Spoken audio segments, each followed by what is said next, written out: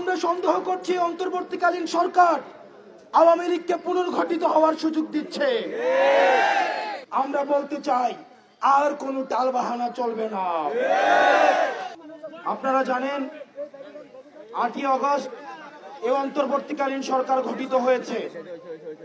এই অন্তর্বর্তীকালীন সরকার শহীদ এবং আহতদের রক্তের উপরে দাঁড়িয়ে এই অন্তর্বর্তীকালীন সরকার গঠিত হয়েছে। অত্যন্ত পরিতাপের বিষয়, এই অন্তর্বর্তীকালীন সরকার থেকে আমরা যে বিষয়টি প্রত্যাশা করেছিলাম সেটি হচ্ছে গণহত্যাকারী আওয়ামী লীগকে সন্ত্রাসী সংগঠন হিসেবে নিষিদ্ধ করার। তাদের দিক থেকে আমরা কোনো তৎপরতা এখনো পর্যন্ত দেখছি না। সংগ্রামী সহযোদ্ধা, আপনারা দেখবেন এই বিচারের কালেক্ষেপণের মধ্য দিয়ে আমরা সন্দেহ করছি অন্তর্বর্তীকালীন সরকার আওয়ামী লীগকে পুনর্গঠিত হওয়ার সুযোগ দিচ্ছে।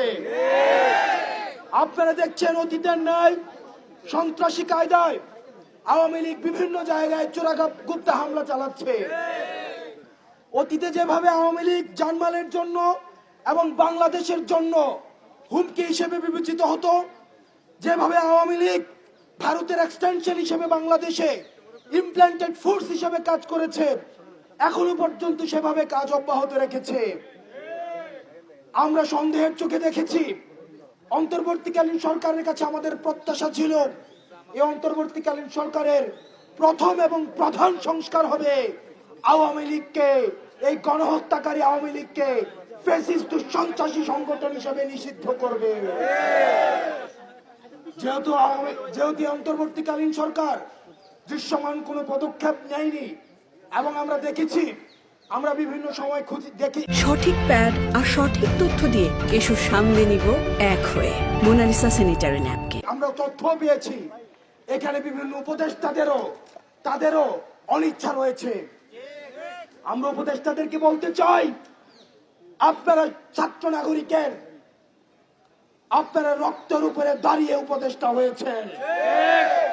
সুতরাং আপনারা যদি মনে করেন আপনারা আপনাদের কোটচালের মধ্য দিয়ে আওয়ামী লীগকে আবার পুনর্বাসন করবেন, সেটির চেষ্টা হয়েছিল বিদায় আজকে আবার আমরা যমুনার সামনে দাঁড়াতে বাধ্য হয়েছে।